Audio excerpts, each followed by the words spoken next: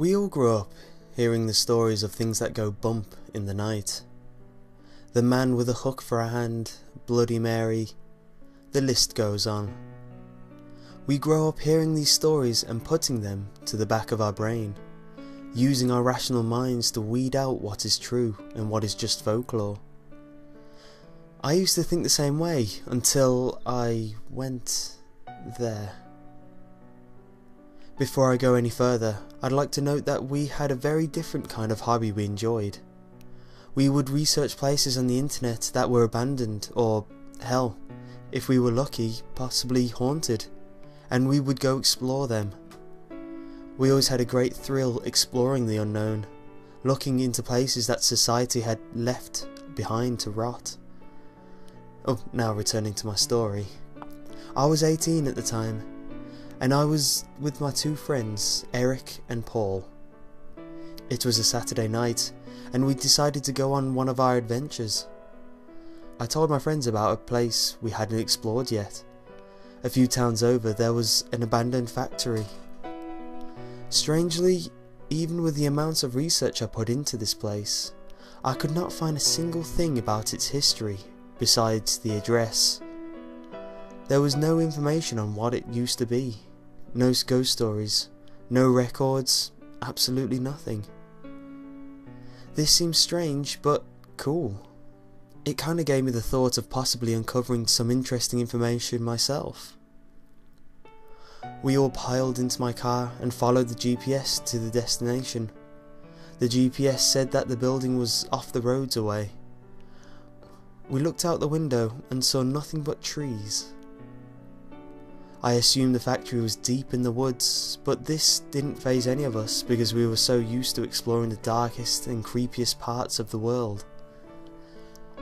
As we started to cut through the trees, I shined my flashlight a ways and found the factory up ahead.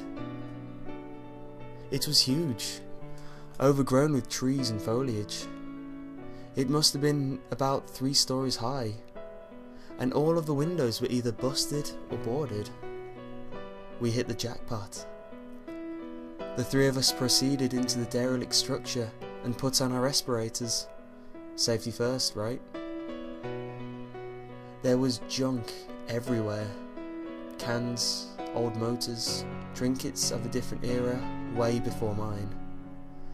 And as we found more items, we came to the conclusion that this used to be some sort of automotive factory. As we continued deeper into the building, I felt something wrong. Like a nauseating feeling of wrongness just swept my body like a wave. I stopped for a moment, and Eric asked, "What's wrong?" Not wanting to sound like a pussy, I just waved him off and kept walking.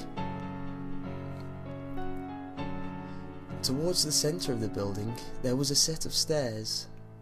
This place was creepy enough without a staircase that only goes down. I'd never felt this feeling before, but I actually didn't want to go down there. I shined my light down the steps and stared for a moment. All there was silence. "Come on, you guys are acting like a bunch of pussies," I remember Paul saying. He led first. Me and Eric followed close. We finally hit the bottom, and to my unnerving surprise, there was an arm of a mannequin laying on the ground. I thought to myself, what would something like this be doing here? The feeling instantly got worse. We cautiously scanned the room with our lights and the beams illuminating the dust or whatever was in the air. With the room illuminated by our flashlights, it was obvious that there really wasn't anything amazing down here, just more motors and junk. We were about to turn around and head back up, until I noticed something behind what appeared to be a large boiler. So I walked up to it, and it was a door. It was very short, about half my height. It was also covered in rust. I slowly opened the door and stepped inside.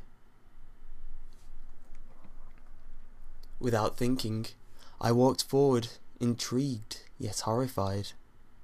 I turned around and shined my light back in the room I came from, and my friends were missing. The door then shut. There was no handle. There was no way out but in. I was terrified, but I couldn't even think straight.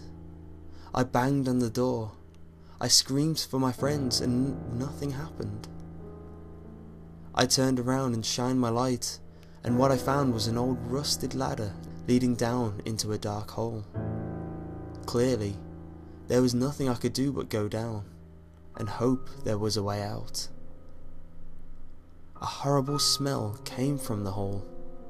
I proceeded down the ladder, and I noticed about every 10 feet the brick shaft I was descending would look more decrepit and dirtier than it initially was. It seemed unnatural. But then I finally hit the bottom, and the smell got worse. The floor was flooded up to my ankles in murky water. I shined my light forward, and my beam didn't hit the end of the room. It was huge. I had to be dreaming, because how could this be under an automotive factory? The deeper I moved in the room, the more mannequin parts I saw. Heads, arms, legs, everything. And some had red liquid dripping from the eyes and mouth. Even deeper, there were mannequins that were standing. Some were missing arms and heads, and they got more frequent as I kept walking. As I walked even deeper, there were more intact mannequins, the red liquid still dripping from the faces. I began to panic. The more mannequins I passed, the closer they got. They just kept closing in on me.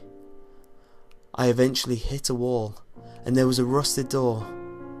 Without thinking, I burst through the door and ended up outside the factory. I was standing behind the building. Before I could turn around to see what happened, the door was already shut. I didn't even attempt to second guess what I saw by opening the door. I just wanted to go home. I walked back to my car and drove off. I was so drained, I wasn't even concerned about my friends. They probably called for some ride. I began to drive and noticed that I haven't seen many cars. I knew it was late, but actually, I didn't see one car the entire ride back. I arrived home. There were no cars in the driveway. This was very odd because both my parents never stay out late. It was still pouring with rain. I ran to the porch to avoid getting soaked. As I went to turn the knob, I noticed it was also unlocked. I got that nauseating feeling I had at the factory again. I needed sleep. I cautiously entered the house, dropping my gear and climbing the steps. I went to flip on the lights, but nothing happened. The storm probably blew out the power. I walked to my parents' room. The door was slightly ajar. I slowly opened it with a loud creaking noise. I shined my flashlight in the room and saw 2 mannequins standing behind my parents' bed. These ones were different though. They both had a large, sinister-looking smile running across their faces. Mannequins don't look like that. I panicked. I ran for my room and I slammed the door. My heart was pounding and I began to sweat. I heard my closet door open. I turned around and felt my heart sink into my stomach. I saw a mannequin standing in my closet. It had Eric's skin stretched over the white body. His face was crudely pinned to the mannequin's face. There were dark holes where his eyes and mouth would have been. Blood dripped from the messy skin which covered the mannequin. The head turned towards me and said in Eric's voice, Curiosity killed the cat.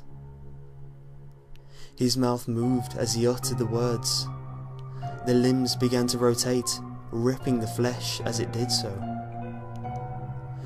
I then heard a loud ringing in my ear, and my head was pounding. I felt nauseous again, and threw up. I blacked out. I woke to the sight of my two friends' faces. We were in the basement of the factory.